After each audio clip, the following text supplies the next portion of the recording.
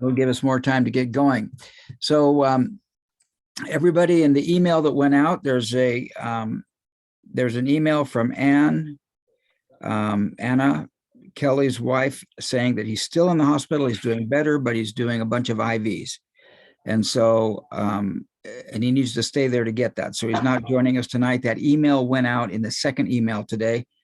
The one that says the meeting starts in 90 minutes. So I thought I'd say that just as kind of an introduction. And I'm missing Kelly, and I get to, we had a group of us got together during the week, and we have some stuff to present, and we'll talk more about that as we go. So Anne, how are you feeling, and what do you expect out of tonight? Okay, I'm excited to be back after. Did we have a meeting last week? We did not have a meeting this week.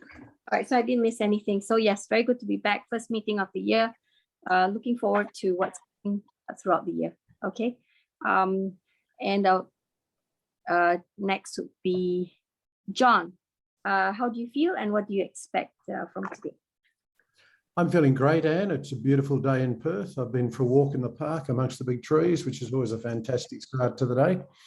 And not going to be too hot today, I think about 30, but we've had some very hot weather. But it is lovely to be back, lovely to be thinking about Bucky, lovely to have a new year, which will hopefully be kinder to us all. Always keen to add to my knowledge. It's all geometry to me at the moment. It's all about angles today, isn't it, Stephen? But anyway, so I'd like to have a better understanding of Bucky in an hour and a half or whatever. And see, Susan, how are you, and what do you want to take out of today? Grateful to be back in touch with all of you. We just had a super busy season at work and through the holidays. I thought I had COVID again, but I didn't test positive this time. So I'm happy to be better, and wishing the same for Kelly.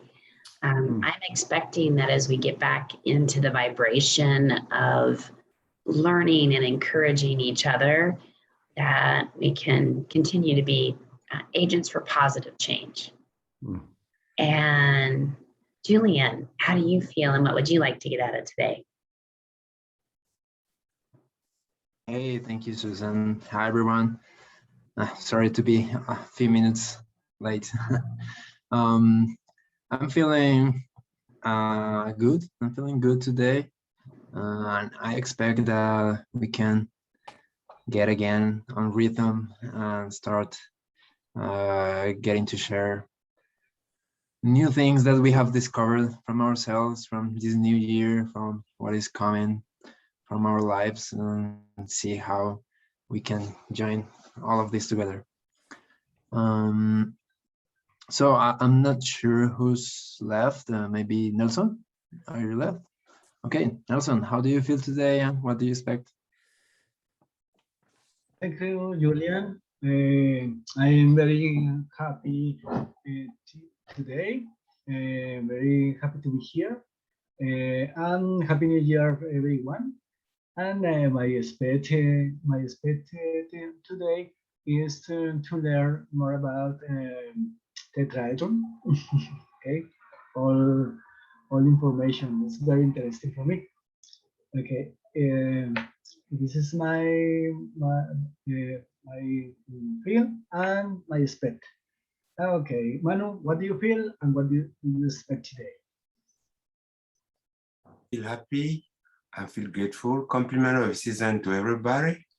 I see smiling faces. It's early here. So I just I expect to get in the flow of things, better understanding, and applications. Confucius say knowledge without application is wasteful, and application without knowledge is dangerous. So we just have one option: knowledge, a little bit about something, and application. So I wish everybody a good ride. And also I wish Kelly prompt recovery, that he join us, and then we'll have the vibration that we deserve. I see, is it again? time, I don't know who it is. Can I pass to that individual? Who is There it? you go. Hey, new Hi, face. how are How you? are you? Is it Gen? Good. Yeah, Jean. Ah, Jean. Gen. Yeah, so how are you? Gen, So yeah, I how was do you feel? How do you feel? What do you expect? oh, Tell us about yourself first. Who you are. okay. Yeah, I'm Jean. Actually Joe sent me the link. I was interested, but there was conflict on Saturday night, so I couldn't join. But today works, so I want to check it out. I'm very interested in Bucky, and it seems very, but I have a hard time to understand him on the YouTube. I'm not sure why. Anyway, so it will be good to learn more. And I'm glad to join you guys. And I feel great. The new possibilities. Always good to learn new things. Cool. So the custom, Jean, is that you then hand it off to somebody else who hasn't yet Okay. shared, and the person left is Raffers. So you could, Okay, you I will could pass on to Joe. oh, you could go to Joe. That's good. Yeah, he brought you here, so that's cool. Ask him how he's feeling and what did he expects out of today. Joe, how do you feel? What do you expect from today? I feel good, and I feel great to see everyone again. I get energized every time I see this group. It's great to have you with us, Jang. Jang didn't tell us, but she's also an architect. And does a lot of design work and a lot of systems thinking, and so she's brilliant. It's really, I'm really happy to see her here, and I'm happy to see everybody here. I miss Kelly dearly, and I look forward to him returning. I'm just looking to get back into the swing of things. It's been a few weeks that we've been away from one another, and so understanding a little bit more about synergetics and kind of just getting our minds moving again. And I agree with is just becoming more knowledgeable and learning how to apply that knowledge. So Raffers, how are you doing? And what would you like to get out of today? Thank you, John. I feel great. Actually, happy to be here, back on the call, and ready to learn and rock and roll. And again, happy to see new faces joining the call. So it's always good to have new people joining us. Welcome, Jing. And so what you expect to get out of today is just more learning and more understanding about, vertex 46 and 720 degrees, etc. So who hasn't gone yet? I think that's it. It's my turn now. Okay, so Steve, how do you feel and what do you expect to get out of today? Well, I'm feeling excited. I do miss, as I mentioned at the beginning, I miss Kelly. And Jean, one of our emphasis at the Bucky call is we're not architects. So it's going to be very interesting for you. And for you to say that you're an architect and you don't understand Bucky, we're in the same boat, and we're doing all we can to understand Bucky in the context of daily life and business, particularly in business. Yet I think today's conversation is going to be kind of technical, and but it's going to bring us back to the basics. And what we were doing last year, where we ended up with a kind of looking at the topology of thought and how that relates in business and how that relates in our daily life. So we got together, Susan and Manu and Raffers, we kind of have a Wednesday meeting going, and we talk about this group and what we can bring to the group and kind of continue on. We want to bring the Bucky to this. But I got to tell you that Kelly has this unique way of bringing it to his business and is sharing that with us. And we want to keep that in mind as we move ahead. And so my expectation today, I'm feeling some anticipation, a little bit of anxiety because I get to kind of herd I get to wrangle the troops today. And, but I'm very, my expectation is that I'm going to learn something. And I think I always learn by sharing. So we're going to jump into some synergetics. We're going to read and share some synergetics, and we're going to talk about what that means for me. And each of us get to talk about what that means for each of you. And let's really break this down. The idea is to say, okay, we're going to take this approach that Bucky takes to the universe, and we're going to apply it in our daily lives. So as we read this, think about, okay, I'm trying to understand Bucky, but I want to take this word and apply it into my life today. I want to apply this into my business today. So anytime you come up with that twist, jump in. This is going to be about sharing everything. So any other items of business that need to be brought up right now? Shall we just start sharing the screen and start reading? Mm-hmm. Okay, here we go. I'm going to start sharing, and I think I'm going to share sound because I have some videos in mind tonight that we just may jump into a couple videos. So we're reading from Synergetics, and we're talking about this principle of angular topology. And I looked up angular topology in Google and went through 4 or 5 pages, and there's no definition for angular topology. So if any of you have any idea what that is, it would be a real thrill if you would bring it up. And gosh, maybe, hey, Joe, how do you feel about reading tonight? Sure, I can give it a shot. All right, really, really good. Share it. We'll share it around a little bit and see what we can do. Go ahead. That sounds good. All right. So Bucky Kelly, Saturday, 210115-224.00, principle of angular topology.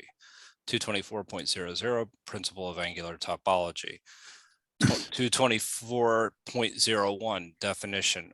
When expressed in terms of cyclic unity, the sum of the angles around all the vertexes of a structural system plus 720 degrees equals the number of vertexes of the system multiplied by 360 degrees. Okay, thank you. Hold on for just a second. And I see now why, and as I've been reviewing this for tonight, I can see now why Kelly used to leave out a paragraph here or there. This is one of those paragraphs where I have really looked at this thing, trying to figure out what that thing says. And I have some real issues. So if you guys have any ideas, let's go for it. First thing I'd like to ask, what is topology? Let's get some definitions of topology. Okay, I can read here. I'm reading from, okay. It will say topology is concerned with the properties of a geometric object that are preserved under continuous deformations, such as stretching, twisting, crumpling, and bending. That is without closing holes, opening holes, tearing, gluing, or passing through. Wonderful. So topology is this.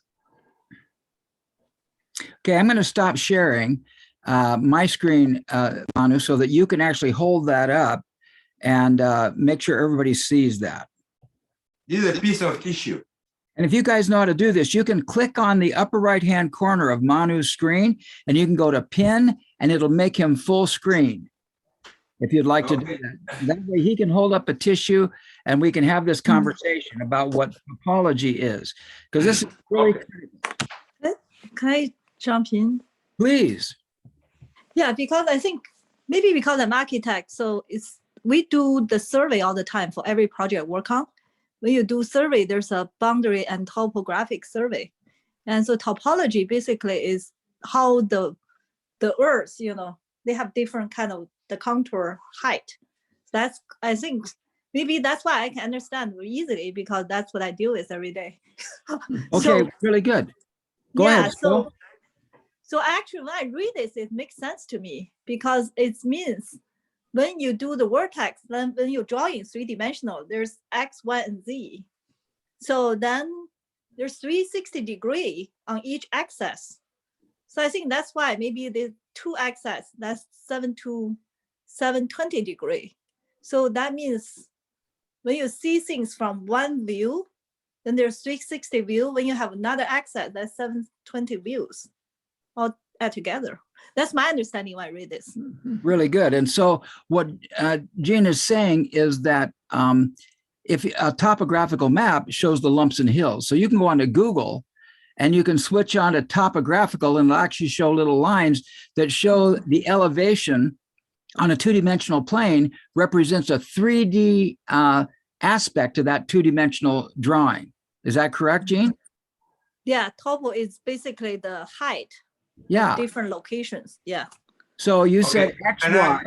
So Yeah. XY is how long it is and how wide it is. And then Z is how tall it The is. height, exactly. Yeah, So exactly there's right. elevations. When we get topo survey, they show the elevations of each location, so then you know where the Good. location is. And I think that Bucky And I- is going one step further than that. And Manu is going to explain what that is. Mhm. I want to come into it sensorially so that we understand what it is. This is a plane, right? A sheet Right. of paper. That's XY axis right there. No, I don't even want to talk about XY. Topology does not depend on the XY. Okay, good. Okay, this is it, it's plane. Mhm. If I do this, I fold it.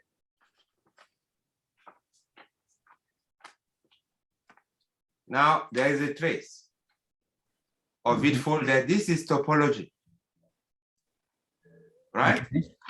If I fold it again, even in a bizarre way, that is still topology. Okay, you can see the traces there. Mhm. Okay. But if I do this is no more topology. It has changed. So it is the form that results from the tensions or the movement of twisting, rumpling, doing whatever, but it's still like it doesn't have, you haven't torn it, you haven't glued it, you haven't done anything. It is just that. That is the topology. Okay, good. Are you complete? 'Cause Yes. I'm going to add to that. Exactly what Manu said. I'm going to talk about some topology here. Here we go. We'll talk about vertex in just a minute here. So, okay, here we go. So topology in mathematics, the study of geometric properties and spatial relations unaffected by continuous change of shape or size of figures. When Bucky talks about the topology of thought, and we're trying to, and it'd be important to understand the topology of your business. Think of your business in terms of properties and spatial relations that are unaffected by continuous change of shape or size of figures. So when Manu took that sheet of paper and showed that beautiful sheet of paper and crumpled it all up, even though it was it looked different, it has the same topology, because when you spread it out, it's still that sheet of paper. It looks different, but it's not different. Here's another definition of topology: the way in which constituent parts are interrelated or arranged, like the topology of a computer network. Now, this is what was really interesting to me, because as I did work on this, I came up with this idea. These two shapes have the same topology. That little tiny ball right there and this great big ball right here have the same topology. They may be different on an XYZ axis, but they basically have the same shape. The shape shape, can are you change, saying but that it's the same. Go ahead. I think what you're getting at is that the topology is really talking about a description of the surface. And Yeah. so, And it's the same whether it's big or small. right. So I'm going to go back to one thing you said previously that I think needs to be potentially corrected. Please. When you said that the flat sheet of paper and the crumpled sheet of paper have the same topology, I would disagree. I would say that they are intrinsically the same paper, but they have a different topology after being crumpled. Yeah, Well, I agree. the- Yeah. The science, if you look further into it, this cup and that donut have the same topology.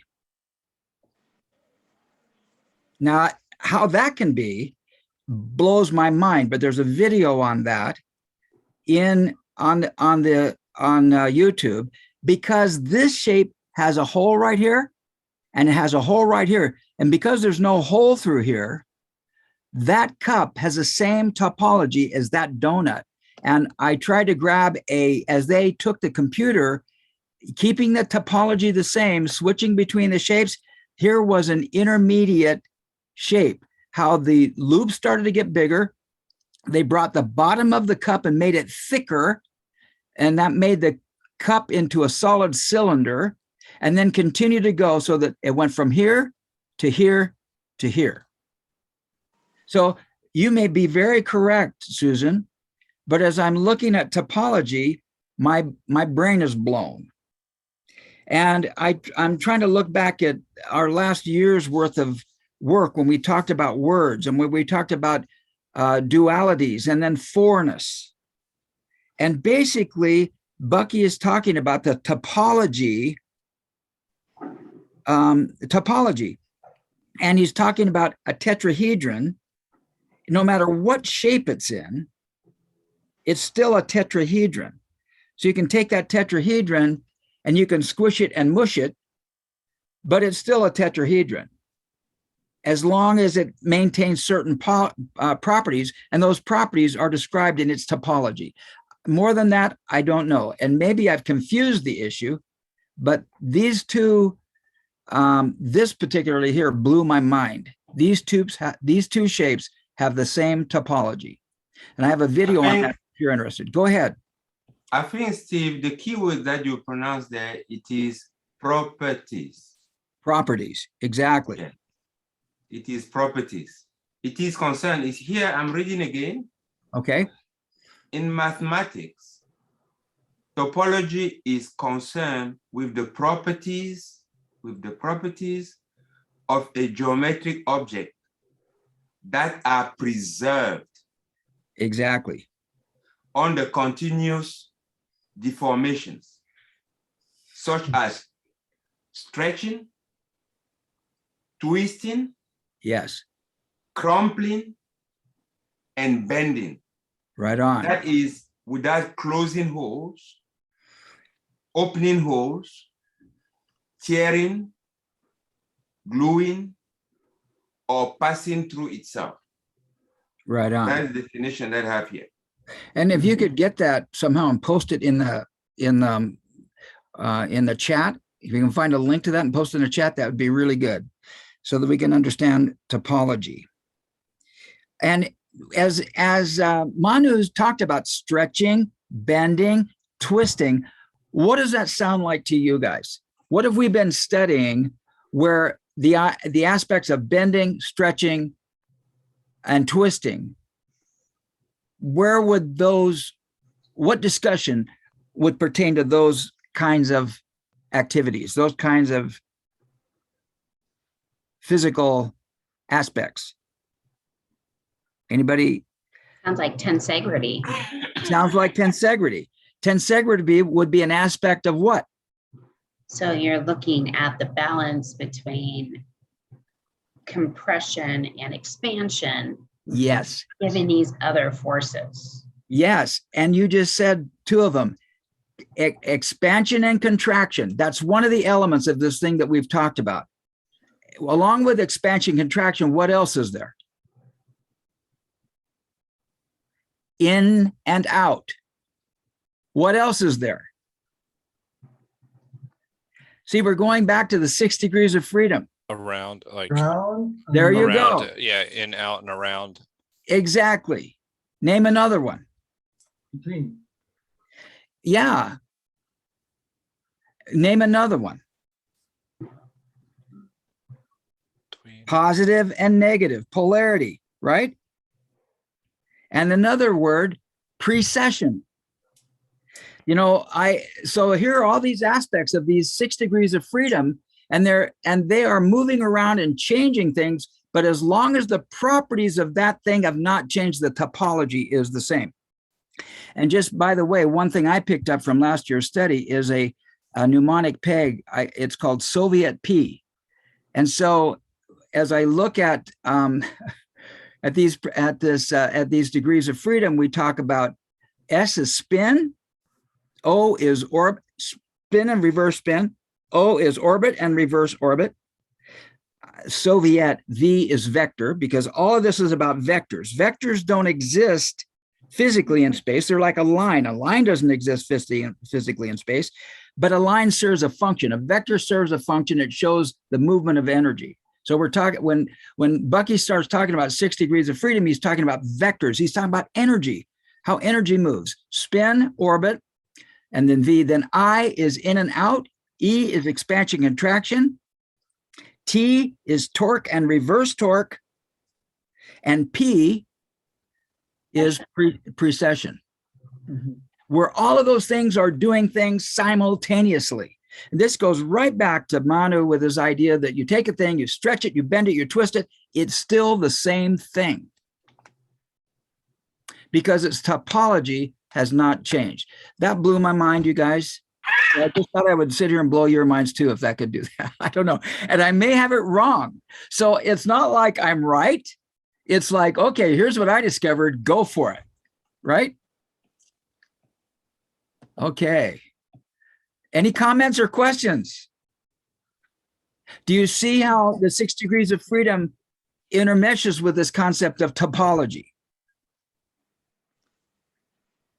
Yeah, now I finally get this topology, but I just wonder if it's very easily confused with the normal topology we deal with, which is topo, so I think maybe property is a better word for it, because property means you can, like, even they all change, but their property didn't change. Right. If a thing has width, it doesn't matter how wide or how narrow it is. It has width. That property does not change just because it's longer or shorter, right? And Bucky's actually talking about angular topology, which he's got to be talking about a tetrahedron. Exactly right, right? I think, Steve, maybe you are going too far as in terms of fundamental. If you look at the Wikipedia definition that I copied and put on the chart there. I got it. Thank you. There are two things that appear, which is a kind of duality, and we'll be talking about fundamentally dualities: topology, or space, and structure. You can't talk of one without the other, and they coexist. Do you understand what I'm trying to say? You've spoken about form and motion, and you went into degrees of freedom. But at that fundamental consideration, you had a space, a form that has been defined, and then you have in it all kinds of things going on, which is motion or displacement or whatever, or forces that are interacting, a structure. We'll talk about tensegrity or all those. So to me, initially there is a topology, and immediately with it is structure. And we're going to get into it. Yeah, we're going to get into topology, structure. And when you read that with Wikipedia definition, it actually comes to it quite clearly. Maybe Joe can read again for everybody, and that would be. Before we do that, I want to make sure everybody understands what a vertex is or what vertices are. And then we'll have Joe read that definition one more time. What is a vertex?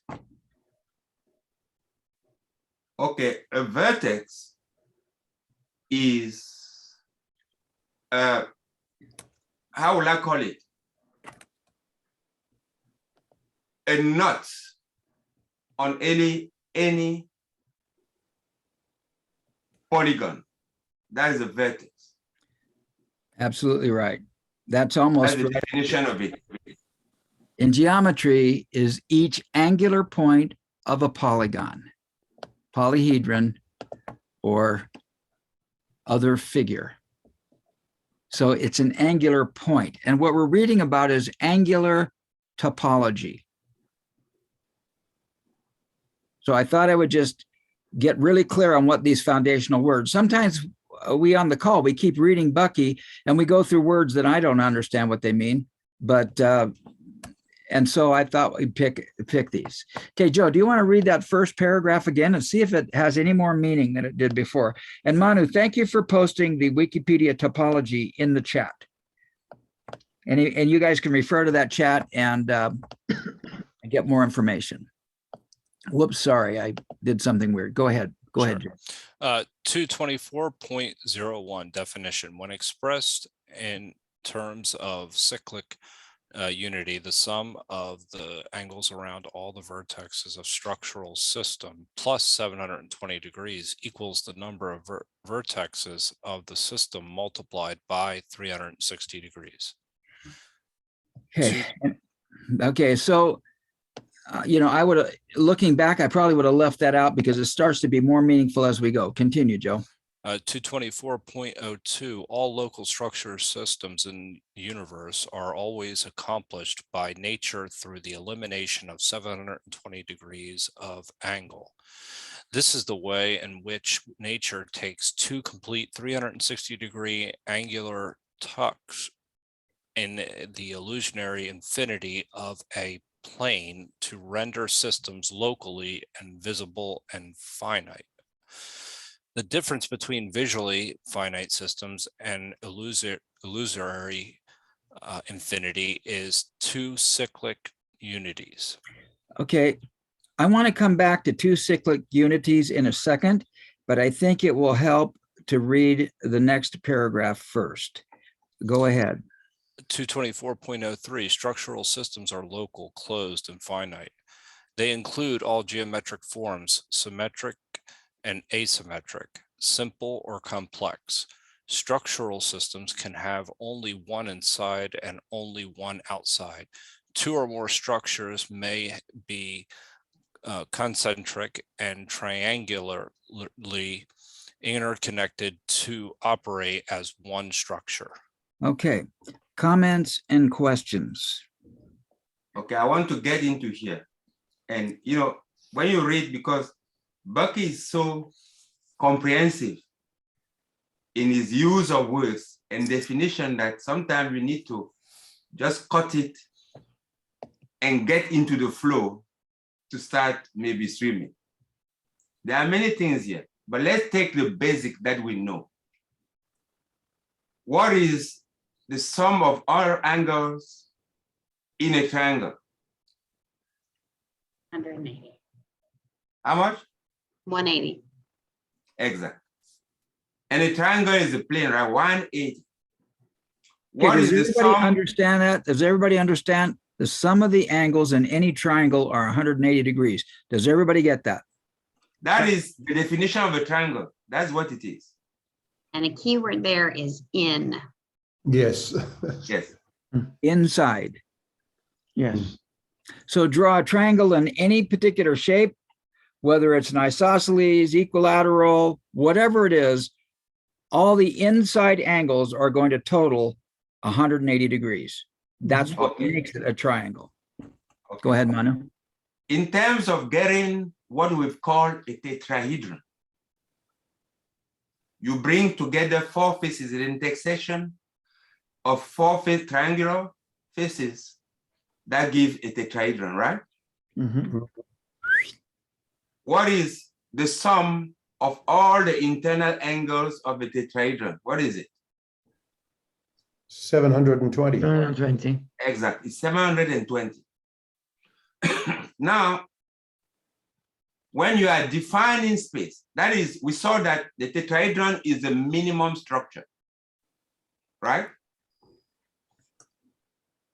So if the tetrahedron is a minimum structure, that is the unity. That is what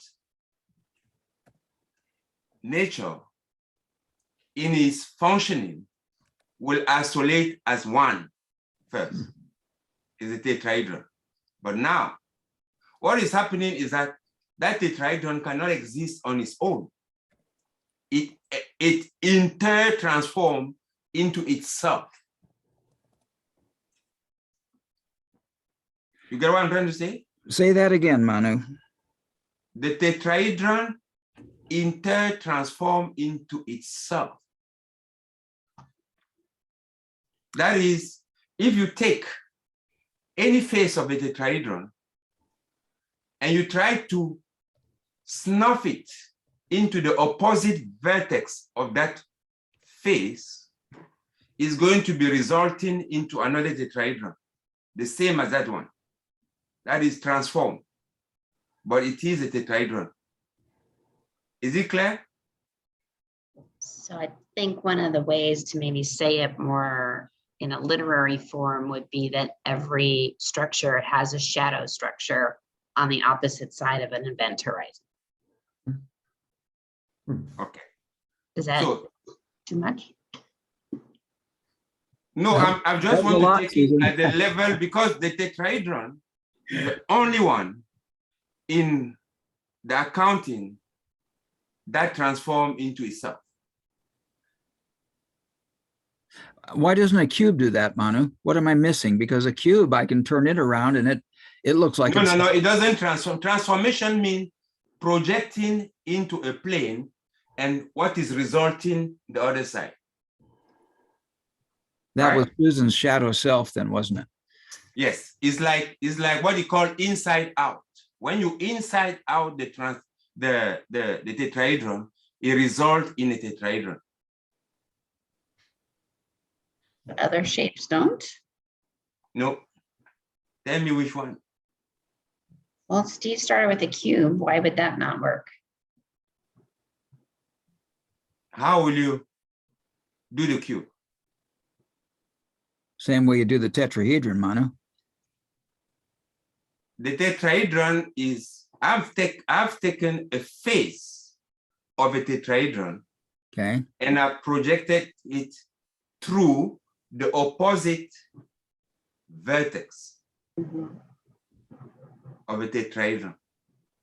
It resolves it itself. It transforms, is unity. Unity in set theory everywhere transforms it itself.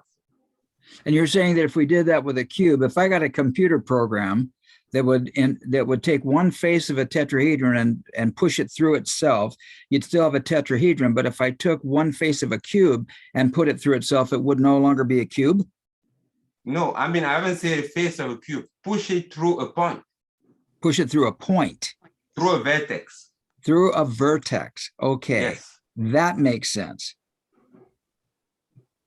Because there's a vertex opposite every face in a tetrahedron. Yes. And that's what remember that the transformation is where you have the concave and the convex converting. You are converting from the concave to the convex. You remember that? It's always at a point. It's always at an event. Transformation is resulting from an event, an impact, and that impact is a sphere. Okay, this could be why Bucky says that the tetrahedron is the basic unit of the universe, because you can push the vertex through the face, and when it comes out the other side, it's still a tetrahedron. And you can push the face through the vertex, and when it comes out the other side, it's still a tetrahedron. Where if you take a vertex of a cube and try to push it through one of its faces, you don't end up with a cube. That's why I wanted to come to Steve. You're too intelligent. I wanted to come that since I'm going to write that down, Manu. Thank you. Yeah, I'm not sure it's all cycles.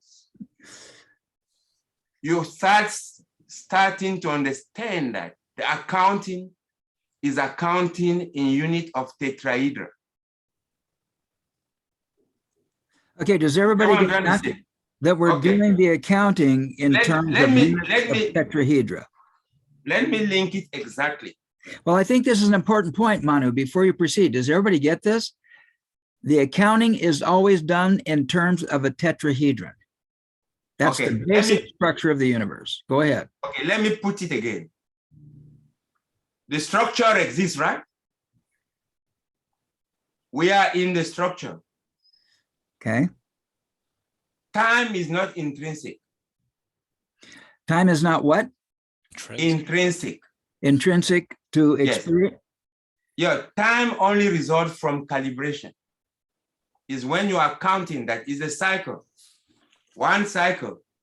And the way we sense it is that we see something with our senses, put it in our memory. And when that thing appears again, we say, hey, I remember that this thing happened, but it didn't happen now. It happened before. And that is how time arises. Time is a cycle. Time is not a dimension. We've always discussed this. Right on. Everybody got that? If you Time take is a not a baby, dimension. if you take a baby and you put it along a stream that goes in a circle, and there is a barrier, and then you put the toy in the stream, the baby will look at the toy, then the toy will disappear. In his mind, it has disappeared. And then the toy will appear again because it went round, fed back, and appear again. And when he does that many times, the baby starts saying that, hey, there is something happening here. How do I call the time between when I see now and I see it again next time? That is time. That's why time is a cycle. Time does not exist. That is my thing. It's not Bucky saying it, but yeah. I dare say time does not exist intrinsically. Yeah. Time is derived. Intrinsically. Yes. Yeah, intrinsically. Time That's is derived from calibration. That is counting. Right. Time is about cycles. Yes. It's not about dimensions of things. Yes. Okay, good.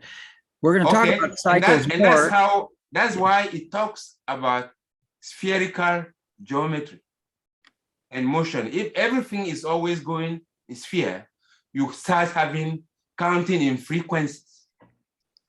So it goes and appears. You can't. I see faces that are very okay. Let me stop there. Well, then maybe comment. Let me add something to what you're saying, because I think that this is essential. I think it goes back to what Kelly would be talking about in terms of talking about cycles in business. And let's go back to your idea of the baby. One of the things babies love to do, little kids love to do, is play peekaboo. It's like when they cover their eyes and they don't see you anymore, and suddenly they open their eyes and they see you, it's like you just reappeared. They have no concept of the cycle. Like Manu originally said, the toy is here, it goes around, it's out of view, it's gone away, and now all of a sudden it reappears. And the baby goes, whoa, that's amazing, because the baby does not understand cycles. If you have a business and you do not understand cycles, you're going to set up your business goals and objectives, you're going to go after them, all of a sudden the objective is going to be gone. You say, what the hell? And all of a sudden it's going to reappear again. If you don't get the cycle, if you don't understand the system in which that object exists, and you're not able to calibrate the cycles, you're going to be surprised as that baby who plays peekaboo. I think that's what Manu is trying to say. And I think that's a practical application of this idea of cycles. Any comments or questions? Manu, did I do okay supporting you in your thing? I hope so. Yeah. All right, good. I mean, any comment? I see, I'm sure Jen has a lot to say. I can see from your face. Just please. talk. This is your call, Gene. This is your call. Go for it. But you're muted. Sorry. Sweet. Oh, no, I just found it's pretty interesting. The time, time don't exist, but somehow it works for us with our experience, I guess. But then we try to relearn. So we learn about the time as we age. Then we try to relearn about the time as we get older, because we try to live in the moment. Because we always, when I have time, I always plan past and future. We don't live in the moment. So it seems we learn about the time from the baby, then we try to unlearn about the time because Right. it's not real. And when Einstein took a look at That's this, calibration, actually. that's Yeah. calibration. And when Einstein took a look at this, he came up with space-time, as though space is moving through a cycle. And so space-time is kind of the way a human being experiences an event. Exactly. And because we are in the universe, Right on. that's why it is like that. You can And only coming- see partially. We are in, we're not out. Wow.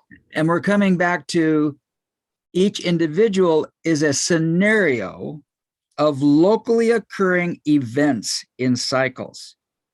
So you and I can be in the same cycle, but I'm in a different locus than you, and I'm going to experience it differently than you because I experience my experience locally here and you experience your experience locally there. And if I'm going to create a business or if I'm going to build a building, I've got to be able to translate my experience and support others in having an experience with me. And then my business will be successful. My building will be successful. Doing what I can. Nassim Harriman had a very sophisticated paper. I wish I could put it out there, that time is a function of memory. Absolutely correct. And Time is a function of memory. Okay. Could you Yeah. put that paper out? I will look for it. Yeah. Thank you. I think I spelled his name correctly down here. Nassim Haramein. A lot of you guys don't know him. Did I spell it correctly, Susan? I hope I did. Yeah. This guy. And memory is consciousness of an event. Yeah. Or Which event. Bucky is big time into this. Go ahead, Joe. No, this just relates to something that I'm working on with I'm not working on, the group's working on with graph theory. And Yeah. actually how time and space and change and events all function together. So talk more about that, Joe. Well, they can look at time and space and they can tell what's changed. And this is like in the sense of what's an event. And so they look over thousands of contracts and things and just and drawings and things like that. And they can change, I don't know, I'd have to get an example of how actually it works, but it's an event. It's time and space is what they use in order to determine when something is changed. So I know that's not the best example, but Well, I've kind of looked at some of your graphing stuff, and the point I think, Joe, put the context on that. This science of graphing things is starting to develop in order to be more dimensional just than your standard line graph. right. Well, and that's where you could have like network topologies. Okay, keep talking. Well, I mean, that's just links of nodes and forms of communication and edges. So what does that mean? That I'm trying to think, or maybe it's actually better to describe it like a circuit and how it works together. And the connections and the meaningfulness of the connections. I'm trying to express this. It's a little bit difficult for me right now. That's okay. You're doing a good job. So what's a circuit? It's a relationship between two nodes. Okay, cool. So, and it's something that's like it's reciprocal. You guys, as he's talking about a relationship between two nodes, think of the tetrahedron. How many nodes are in a tetrahedron? 1, 2, 4. In mathematics, There's 4 A nodes circle. on that tetrahedron, and look at the lines between the tetrahedron, or between the nodes. There's your relationship. There's your degrees of freedom. Yeah. And so what Joe call is it- saying is that this is a network. It's a circuit. Go ahead. Manu. yes. yeah, in Yes. math, they call it reflective relationship. Reflective in set theory. Go ahead. Hey, so Joe, talk about it more because this So idea, it's the property of reflexibility. What Joe's talk about is that he talk about the interaction between Right. two nodes. It's one way and the other way, continuing. And this also works with social networks and with people in the sense that how you could determine connections between two individuals. But this, obviously works also with circuits and what you were just showing there. And these are just mathematical proofs that demonstrate the connections between nodes. And then you can kind of analyze it from there with the meaningfulness in between.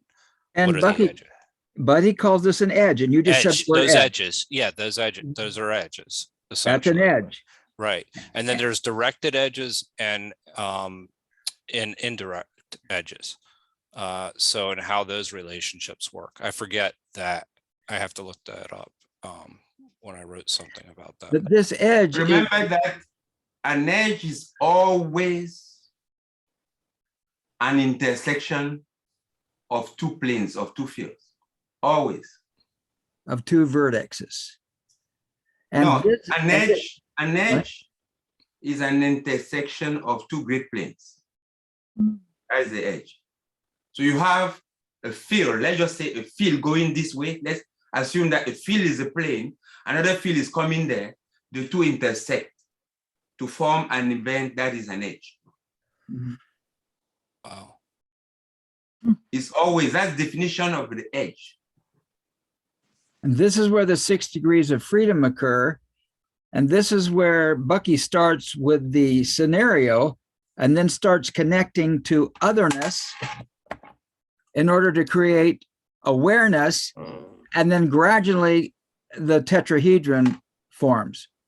And anytime you have a system with extra energy, it is going to look for another connection. It's going to go out there and look for something else. If this system has extra energy, it's going to look for another connection. It'll be regenerative. If not, it starts to lose energy and begins to be entropic, which means that suddenly it starts to disintegrate. And those are like cycles, right? And these are cycles. And like cycles break down at a certain point. If there's not enough energy in the system, If there's not enough energy in the system. So if yeah. your business is not designed to have the sufficient energy, it will become a victim of entropy. It's like economic cycles. Economic cycles. It's about in and out. It's about between and around. It's about expansion and contraction. It's about spin and reverse spin, orbit and reverse orbit. It's about precession. It's about torque and reverse torque. I also still want to come to a less complicated than that. Good. Before we get it. Good. If some form of energy is directed from one entity to another entity, what can happen to it? It will morph. How do you describe that completely? What can happen to it once it reaches the other entity? One, on the way to the other entity, it can lose its steam to friction. It can lose what? Steam to friction. Steam. It loses energy. Yes. Second, when it reaches the other guy, it can go three ways. It can be reflected, sent back to the source. It can be refracted, sent away at an angle, or it can be absorbed. It can be eaten by the other guy. Can it bond? Whatever, yes, in a bond, to build a bond or something. Yeah. So you have in the trajectory from the source, 4 ways of that energy going to something. It is dissipated by friction on its way to target.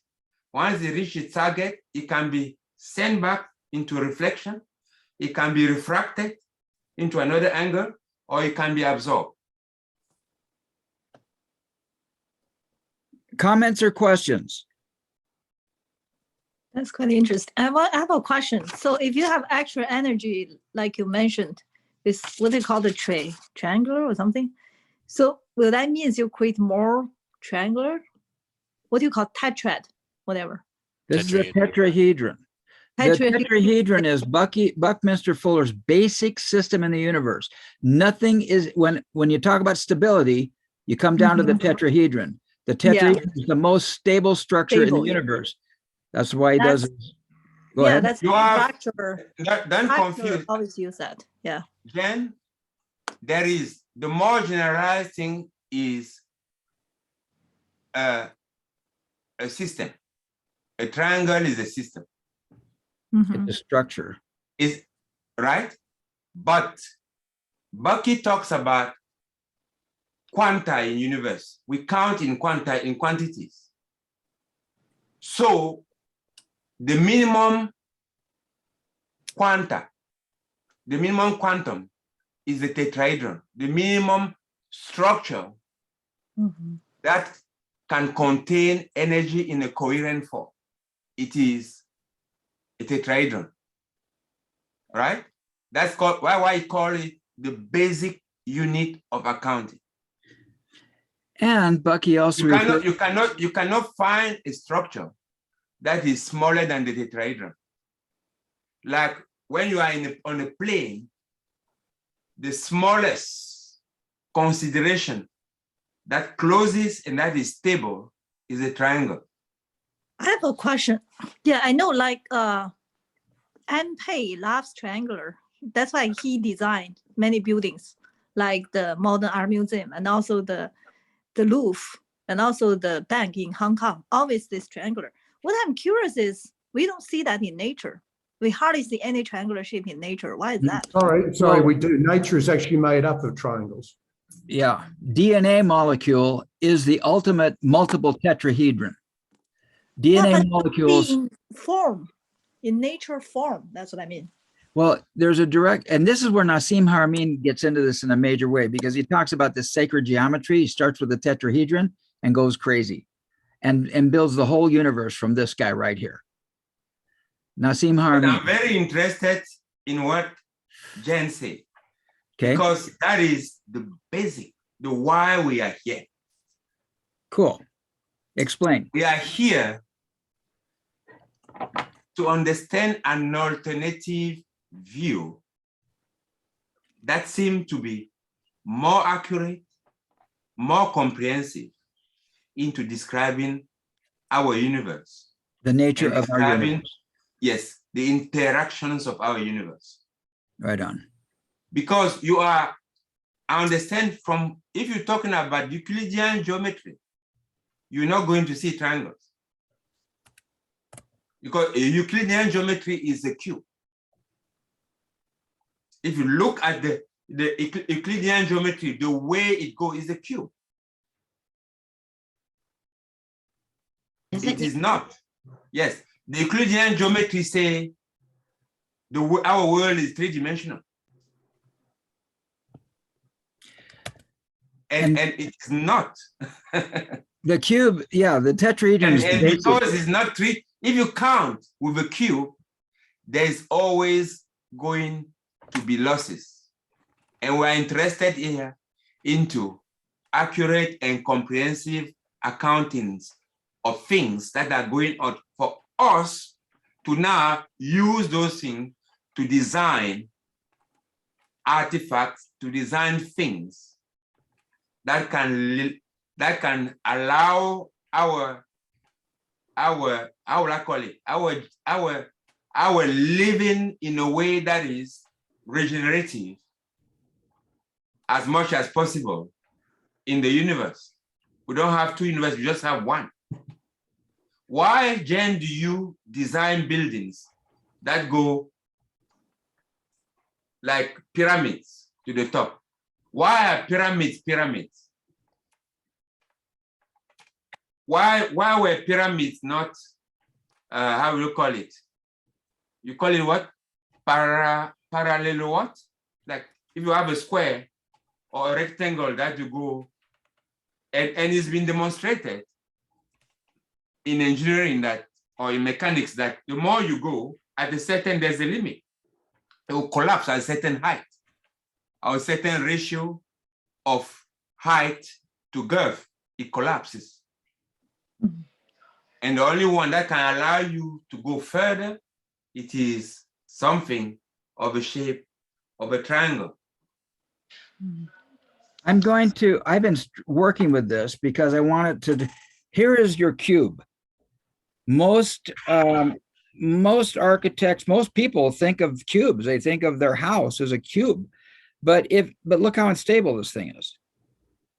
I mean, this thing is really unstable. Unless I put a cross member in there, a triangular cross member, or some other kind of vertical reinforcement, this thing will completely fall apart.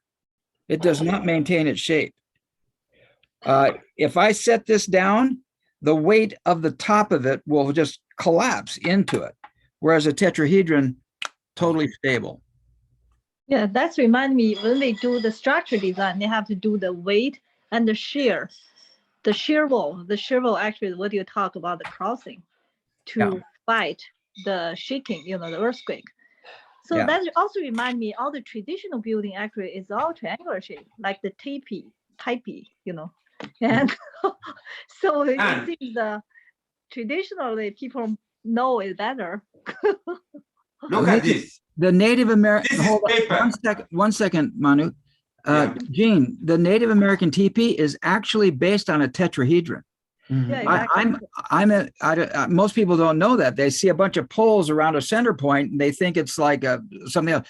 But when the Native Americans built their teepees, they started with a basic triangle, a tetrahedron. They planted it into the ground, and then they put the other, the doorway was the opening, this, and then they put a third one back behind it, and then they put poles around it to build a teepee. It's a tetrahedron. Interestingly enough. Go ahead. What I just wanted to show Jen, is this. Look at this. This is a geodesic dome, and this is paper. Here am I. See this? I'm pressing it. It's paper. Why does it hold? It is triangular in shape. You know that? You see that? Geodesic dome is the most efficient shape for enclosing space and becomes strong as it becomes larger. Yes, it is. And also, Bucky used triangles. He designed the octet truss. So for a large roof span, if you go into an airport or a railway station with a huge roof span, it'll be supported by small tetrahedra in the form of an octet truss. So Bucky designed as an architect and used tetrahedrons to provide strength in construction. Yeah, that's how they do the gymnasium. I also wonder, what about a beehive? Is a beehive tetrahedron, or it's more like octagon? But it's triangles. Octagon is triangles. Yeah. So it seems beehive may related to it too. Well, absolutely. The bees use hexagons. Sure. Groupings of triangles. Yes. Right on. Interesting. That's remind me why we don't do it in architecture. It seems they make more sense, but they always do the rectangular shape. Yeah, isn't that interesting? And of course, Bucky was way ahead of his time in that regard. Okay, any further comments or questions?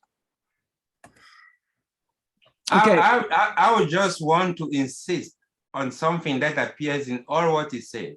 Okay. Is duality. Yeah. You can't talk of topology without talking of structure. What does structure have to do with duality? No, I'm saying topology and structure is a duality. Oh, okay, there you go. Yes. Because this is the original duality right here. Yes.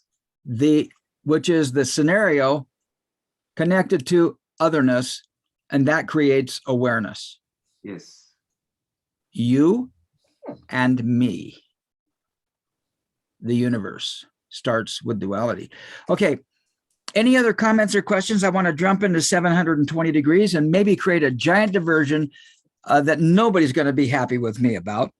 Hopefully, I'm just kind of be like the referee. I'm like the cook. I just throw something out and say, hey, what do you think about this? Because I sure don't know anything other than I've been thinking a lot about it. Any other comments or questions before we jump into 720 degrees? And I think that I need to have the 720 degrees explained to me, but I'm going to share something with you. Have you guys, and Bucky talks about Dirac. He talks about Dirac and he talks about Euler. And Joe just read a paragraph about 720 degrees and how 720 degrees in 2 cycles creates finite space. I don't know if you read that, but Joe, I'm going to ask you to read the paragraph again, and then I'm going to break the sentences out in reverse and then want you to read those sentences in reverse. So here's the paragraph that you read, and then here's going to be the reverse down here. So read that paragraph one more time, 224.02, and then we're going to read sentence 3 first and sentence 2 second, and then we can read the third paragraph we want. Read this paragraph backwards. Go ahead, Joe. First start up here and start reading it forward. Then we're going to read it backward. So Go ahead, Joe. 224.02, all local structure systems in universe are always accomplished by nature through the elimination of 720 degrees of angle. Pause right there. Does everybody get that? Just, No. I mean, you're not going to understand it. I don't, but please look at the words. Ready? Sentence number 2. Joe, go ahead. And then pause before sentence number 3. This is the way in which nature takes 2 complete 360-degree angle tucks in the illusory infinity of a plane to render systems locally and visibly finite. Pause right there. Read that sentence, everybody. Okay, sentence number 3. The difference between visually finite systems and illusory infinity is 2 cyclic unities. Everybody got that? Mm-hmm. The only reason why we experience reality, Bucky says, is because of the difference between visually finite systems and illusory infinity. And he's talking about these 2 cycle unities. So read, to me, reading this sentence backwards makes a lot more sense. So start with number 3, go to 2, and then read 1, Joe, and you can do it any way you want. I've got those broken out down there in italics. Number 3. Number 3, the difference between visually finite systems and illusory infinity is 2 cyclic unities. Okay, now you guys, have you heard of quantum spin? Quantum spin occurs in 720 degrees. Steve, can I share something before that? I think that I guess will help that. Please go for it. Okay, again, do we see this? Can we see it, or do I? All right, I'm going to stop sharing, and everybody should pin Manu to their page so they can see him. And I'm going to, and you have to adjust your view, I guess. Go to speaker view and you'll see Manu in real good shape. Go ahead. Okay, do you see this? Yes. This is the shape of paper that is plain, right? Right. Different color. You have the gray and the white stripe. Okay. Okay. Now, let's assume that this is infinite. It's an illusion, but let's assume that is infinite. So I've been in the infinite, I will be here, on top here, on the white face first, I will be here, right? Okay. Right. And in order to see the whole of this, what will I do? I'll go in a circle like this. Right. I've seen everything. 360 What is the angular degrees. description of that? I will see everything that is seeable from the white face. How much angle have I covered? 360. 360. But does it give me, have I seen everything? We No. know that there is something else that is great. Right. Okay, then I do this. And in order to see again, I have to move around like this, 360 degrees. Okay? Mhm. So in order to have a complete description of what my sheet is, I've done 720 degrees. Mhm. I have a That's to question. me, pardon? I have a question. So when you say 360 degree and 360 is still on the surface, what about the other dimension? No, no, no, no. You have rotated half. I know, I know. Because Yeah, but it's you still, are, I cannot be here. I cannot be. Remember, I'm in. I cannot be at the North Pole and at the South Pole at the same time. yeah, yeah. For me, Videos like this before. to see the Arctic Sea, I need to be at the North Pole. And now, It's not that. My question is, when you say 360 degree, it's only two-dimensional. When you in a three-dimensional space, it's more than that. That's what I mean. So your sea is all two-dimensional, the top and the bottom, but then there's a three-dimensional space, or maybe four-dimensional. okay, there was a proviso that it is illusionary. You know that this infinite does not exist. This infinite is actually like this. So my local view here give me the illusion that it is a plane. And remember, I'm always thinking from in there. Okay, I actually have Because a graph. this, when Oh, I no, do you- this, I'm here. If I'm on top here like this, I look at the horizon is infinite. That's what we experience. When you see, when you are on, I don't know what city you are, or when I'm here in Cape Town and I look at the Atlantic, I have the impression that it is a plane, infinite. But that's just a fake, it is not real. I know because people have been able to measure it, that it is not real. That if I go that way, I'm going to go around the earth this way. Another way is to say it is this way. If you take the earth, this earth, and you go from the North Pole, and you take the meridian from that goes through Paris, and you come to Cape Town toward the South Pole, you only have a view of one side, like a swath, like this, of the earth around it, but you've gone 360 degrees. In order to have a complete view, I have to go again from that North Pole, and now instead of coming down through Cape Town, I go down through Anchorage, so that I'm going to go through the Americas, and then I will describe, and then I will see the Pacific Ocean. Because on this first description, I didn't see any Pacific.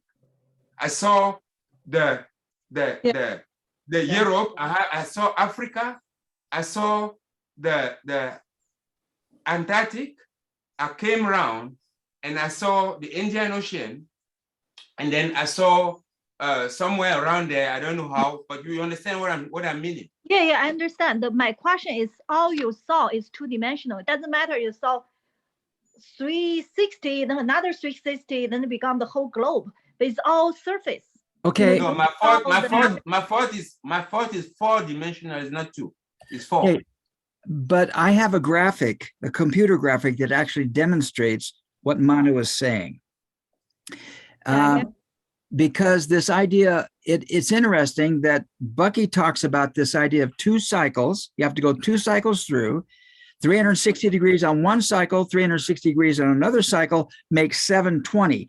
And that double cycle creates physical reality. That without that, everything would be infinite and have no visual, it wouldn't be physical. Now, and this relates specifically, at least metaphorically, to quantum spin. This is what quarks do. Quarks do not spin in 360 degrees. They just don't go around in a circle. They spin in 370 degrees. Now, I'm going to show you a couple videos about this if you'll allow me to do this. And this is the one, that's a very good one. I'm going to remember which one that is. And I got 4 or 5 of them here. Some of them I like and some of them I don't like. And I'm going to show you this one because this will show you exactly what Manu is saying. Okay, here we go. I got to find my Zoom thing. Here we go. Whoops, that's the wrong thing. Okay, that's the button that I needed.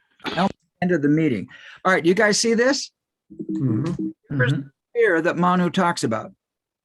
And on top is we got the North Pole, and the bottom we have the South Pole. Or I guess if you live in Africa, you got the top, which is the South Pole, and the bottom, which is the North Pole.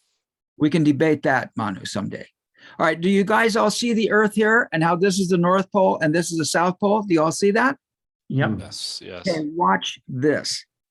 Here we go. I'm going to find, I think this will turn it on.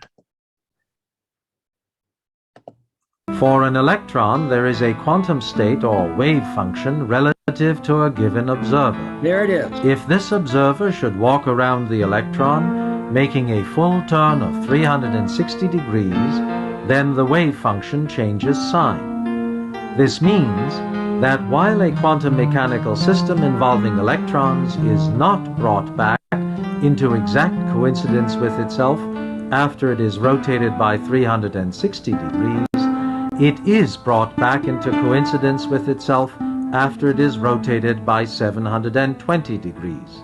Do you see that, guys? You want to see it again? Yes.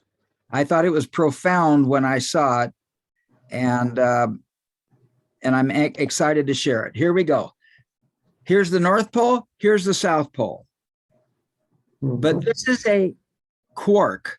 It does not spin in 360 degrees. It spins in 720. Therefore, it has one hemispherical 360 up here and the other hemispherical 360 down here. Here we go. Universe. For an electron, there is a quantum state or wave function relative to a given observer. There's If the North this Pole. observer should walk around the electron, There's the South making Pole. a full turn of 360 degrees, North then Pole. the wave function changes. South Pole. And the way this guy's explaining it, he's explaining it as a wave function change. This is 720 degree rotation. I've got a couple of others that explain it a little bit more basically. That's cool. And let's see. I don't like this. This is good. Here's this guy explaining a 720 degree rotation. Here we go. 60 degrees. But if we rotate them by 720 degrees, they go back to the original state. So Here we go. the demonstration is made using a cup. Every one of you can do this. You can get a cup of water, hold it in your hand, and you can rotate it 360 degrees and you will not be back to the original state. You've got to rotate it at 720 to get back to the original state. Watch what he does. Half filled with water, so it's obvious that I'm not doing any tricks. And held firmly by my hand. So we make the first rotation, about 360 degrees, and we obviously didn't go back That's 360 degrees. See where his elbow is? Not good. to the initial state. But if we rotate it again by 360 degrees in the same direction, Over. You see that? we go back where we started. See that? Watch it Made again. using the cup, He's going to go over and then he's going to go under. half filled with water, so it's obvious that I'm not doing any dirty tricks. And held firmly by my hand. So we make the first rotation, Under. about 360 degrees, and we obviously didn't go back to the initial state.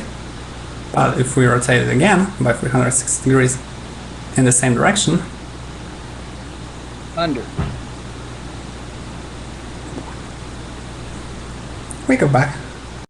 Comments or questions? Well, that is, to me, That is, you know, if you were trained in the Euclidean geometry, there is no way you have a feeling of that.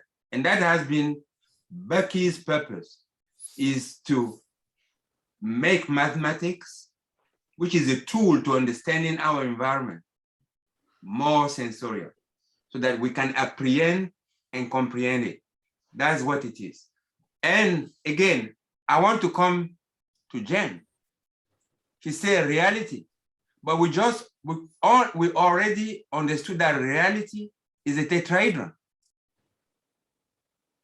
So coming to reality after one cycle, heck, he has to keep his angles. And the angles is 720 degrees. It's not 360. Actually, it makes me to think about the Chinese yin and yang. Yes. I think this 360 and 70 is Perfect. Yeah. I have a question. Can you build with this 720 degree this reality of the world? How do you build with that? I think that's what Bucky Say again, Anne. Say again your question. How do you build with this reality of the world, this 720 degree thingy, you know? You build with time. what we were doing last year in terms of, you know, when towards the end of the year. Remember, we were having an effort into building tetrawords. That meant something business-wise. That can contain quanta of energy. That's what we're doing. And to doing that, you have to have your accounting system correct in terms of what are you counting and how are you counting. Okay, I'm going to share one more example. I would say the answer is come back to the tetrahedron, because that has the 720 degrees. The tetrahedron is a three-dimensional manifestation of this principle that creates finite reality. Otherwise, everything would just be infinite and lost. Let me show you one more video while we're doing this. You guys should enjoy this. Or at least many of you guys will enjoy this. You'll tell by her accent. 360 degrees is one complete rotation, and you might... She calls a spinner a spiner, but that's okay. I think it's the same as 720 degrees, or two complete rotations, but nature actually does distinguish between the two. There are objects that are the same after two rotations that aren't the same after one. These are called spinors, and the palm of your hand is one example. After one 360-degree rotation, it isn't the same, but after a second lap, or 720 degrees, it returns to normal. A similar illustration can be done with a belt. Okay, so this is Durac's belt trick, you guys. And there's another video here that talks about the belt trick. And let's start that. And here it goes.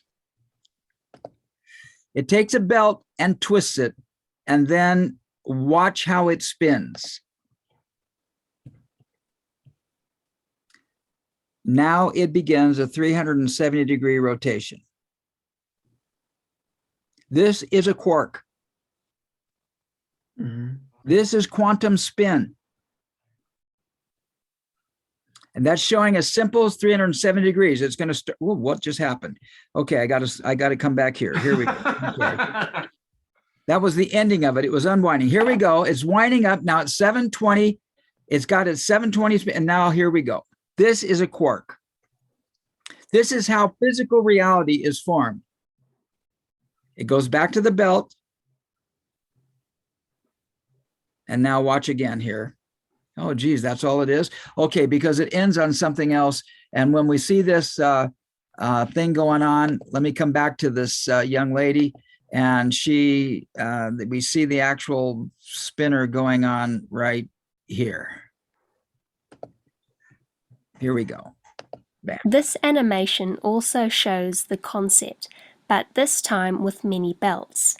And because each belt is the same after 2 full rotations, the ends can spin continuously without any becoming tangled. There you go. Okay. Oh, what a week this has been. Comments and questions. I hope I created as many questions as I didn't create any answers. I just created questions. Susan's saying the answer for Jean is Bucky talked about that these tucks are occurring in a plane, and that's why Manu started with the plane. The sheet of paper. So she's exactly right to call it. So it isn't. It's talking about how do you start from a plane and get to this vision of a system. And so it's going to be important for us to be specific with when we're talking about dimensionalities, 2D versus 3D in what we're trying to accomplish. Thank you. Comments and questions. In order to how will I say it? There's a price to kind of release. Any set has a price to release its dimension. It's not one. If you take a set of n units that are independent, that are in there, the dimension of that set is 1, is n minus 1. N minus 1. Yes, because it requires a relationship. You have to pay by one relation. What Steve said. You saw those spheres. Steve, can you show again? What? Can you show duality? Yes. You see, those spheres are entity, and the green is the relationship. Now, if you take one sphere out, it's alone. So you need, there's one relationship, 2 elements. It's a relationship between 2 elements, and that's fundamental. Cool. And I liked what you said earlier, Manu, about the fact that about this plane, there's a plane, this edge that exists with this event down here. Okay, it's actually time for us to go. So, Nelson, how are you feeling, and what is your takeaway today? Thank you, Steve. I'm very, very happy. I'm tired, and I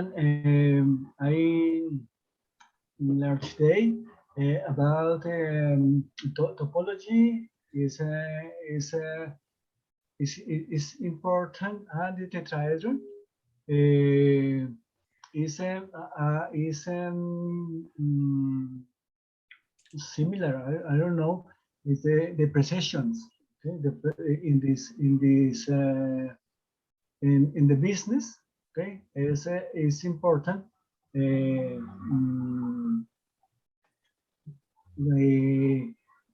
Now the precisions for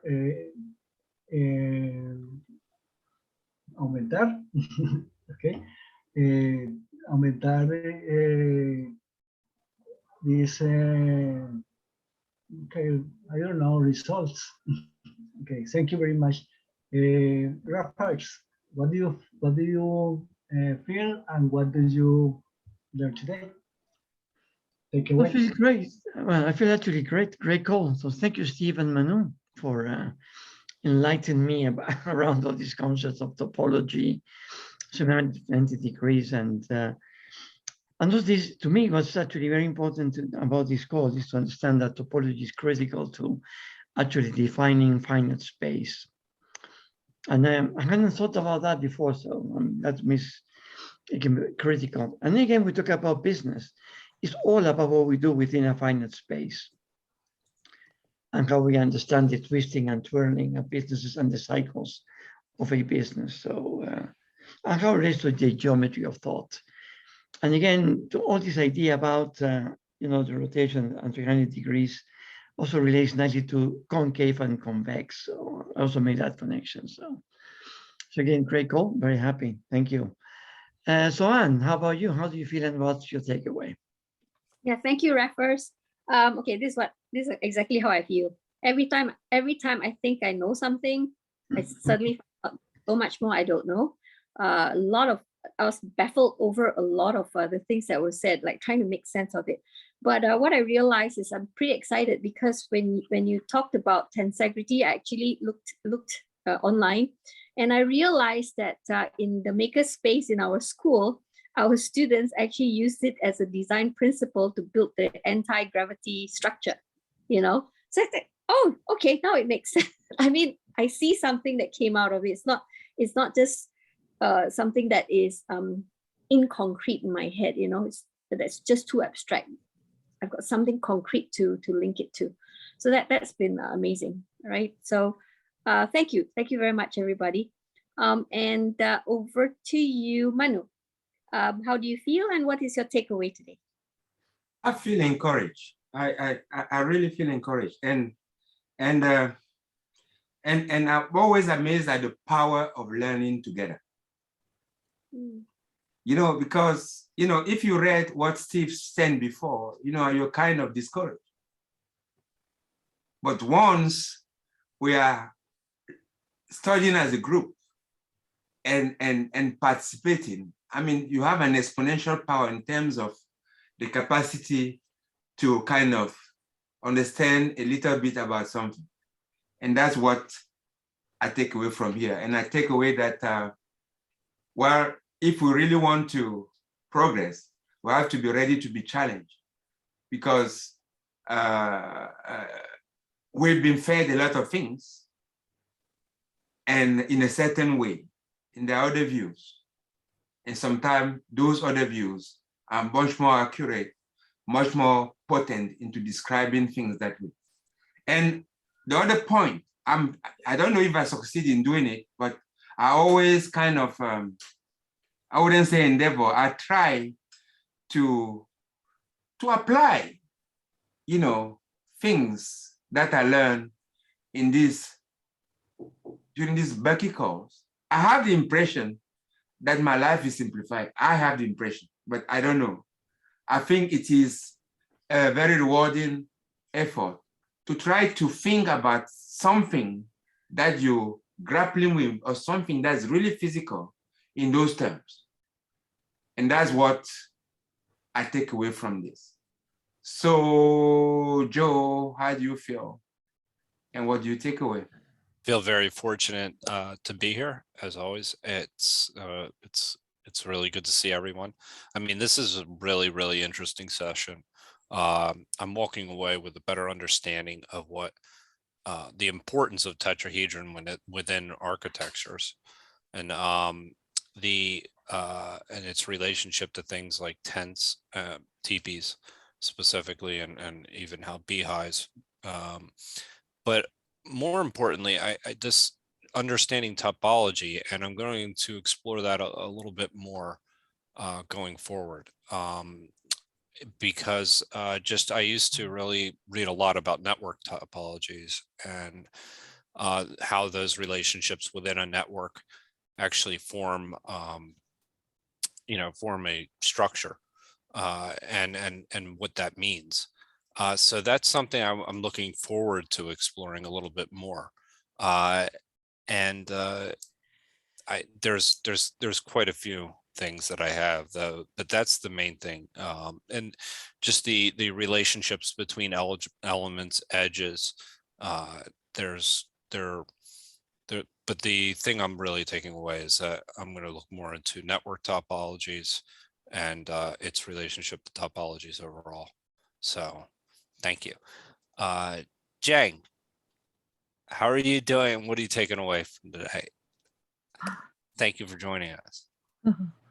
Thank you, Joe. Yeah, I really, I'm so glad I make to the meeting. I usually take my kids to rock climbing at this time, so I couldn't join, but we stopped doing that. So it's quite fascinating. Joe highly recommend this group. And this is really mind-blowing. And this, I'm so, we are so busy with daily life. We don't really have energy a lot of times to look into the deeper behind the scene, the mystery of the world. And it's fascinating to learn that. And I think as we're learning the design way, the comprehensionist, as we get bigger, seeing bigger structure, a system, bigger system of the world, I'm sure it will make our lives problems so much easier. That's my understanding.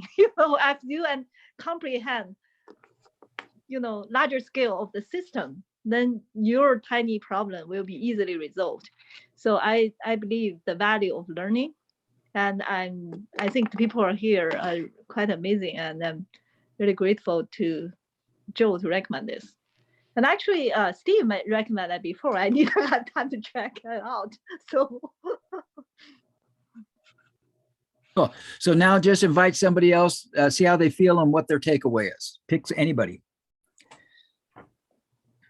Susan, what do you feel? What do you take out? I feel very grateful for the community and for getting back into it. I think the biggest thing that I'm getting for right now is just that I'm hoping that we're at the start of the flywheel. That at first it takes a lot of energy to move just a little bit. I feel like we got through about 3 sentences. But I think as we build upon this little bit of understanding, we'll go faster and faster and broader and bigger. And Bucky can feel that way sometimes, but I love watching the value grow in my own life. John, how do you feel and what are you taking away? I'm feeling confused, Susan. I don't claim to understand it. I love the tetrahedron. I hang on to the tetrahedron because that I understand. But yeah, the warping and twisting and the fact that there is in fact no edge or no end. I've enjoyed being confused. I'll just take away my confusion and sit with it. Thanks. Yeah. So who hasn't? Nelson? Have you? Julian. Yeah. Julian. Okay. Julian has. No? He's waiting. I haven't. Okay, Julian. So how do you feel and what do you take away from today? Thank you, John. Well, first of all, I feel grateful for being able to have Manu and Steve send us such energy trying to explain that topic to us. I also, from one side, I also feel a little bit like you, John, because in the middle of it, I was really confused. What I take away from this is that there are so many things on life that we still navigate through it with our intuition. So we haven't need to understand all of this, and instead we have survived. But now that we know how to navigate through this, knowing about all of this topology, for instance, I like a lot about how Stephen talked about the business, inside the cycles in business. So if you don't understand cycles in business, you will miss things. And the only thing that you understand is with your memory. So for me, when I was thinking about that, I was thinking with cryptos. And now you have a permanent blockchain in which you have this permanent memory, like everyone is going to agree that that is our memory. So time is going to tell us about a new cycle and what is coming from all of that. So, and then Joe was talking about network topology, and I was, okay, this is complex enough. This is complex enough because now we are going to have all these twists and all of these spins with networks. So yeah, I think that it's sometimes challenging to find a way to apply these things to our lives. But I think once we do, it's going to feel the same way as Stephen and Manu, who were really excited to explain to us. So I think it's great to come here and learn a lot of things like that. Thank you guys. Thank you guys. I think we're good to go. I think it's Stephen, right? Right on. Hey, Stephen, You bet. how do you feel today, and what do you take out of all of this great ride? Well, I'll tell you, I'm just really grateful for you guys. I had a bunch of ping pong balls over here. I just threw them all on the table because I'm going to go along with John and with Anne, right? The more I learn, the more I know I don't freaking know. And that's a fact. And so I tend to feel confused. And John, I learned a long time ago that for me, confusion is the highest state of human consciousness, because unless I'm confused, I think I know something. And as soon as I think I know something, I screw myself. So I think confusion is a great and safe place to be. I got to go with Manu on this idea of group learning. Because to throw the ideas out here and see how each of you ask a question or you contribute an experience boggles my mind. I want to know more about this graphing thing that that Joe is talking about. He and I have been swapping some stuff on graphs and what's going on with it. And some of you guys, if you've seen some of the latest computer generated, when they start looking at big data, they've had to look at different ways to look at big data, and graphing big data is mind-boggling what they're doing of it, because instead of 2 or 3 dimensional, instead of 2-dimensional graphs, we now have 3-dimensional, multi-dimensional graphs, and they're very profound. So Jing, I'm very grateful for you being here, having the courage to show up. I hope that with your family and everything, that you are able to come again. Because a new frame of mind, a new reference, a new thing is really powerful. So thank you. And thank you everybody for being here. But when Roffers said, I got a connection with convex and concave, I didn't get it until then, Roffers. When you just said that little comment, bammo, a light went on. I'm going, holy crap, concave and convex. And I'm thinking of that little belt going around that cork or whatever that is. As it spins, it goes over. And so it's this way, and then it goes under. So it goes back down that way. So this convex and concave is part of the in-out kind of thing, maybe. Wow.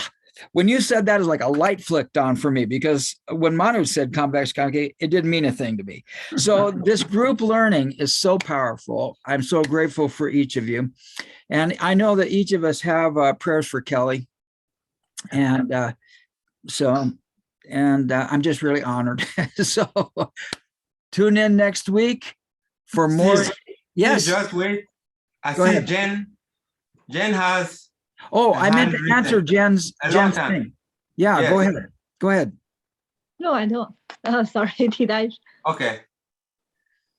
No, Well, I Okay, didn't. so because your hand is up. Oh, that was earlier.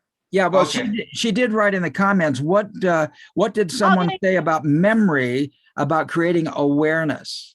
And I think Yeah, what the memory? Somebody, you or Mono say something about the memory is awareness. I didn't get it. I didn't write it down. I think it's quite interesting. well, one of our favorite topics here is how the brain stores information, and that storage of information, those memories, create that history of local events. So we'll talk more about it if you can come in.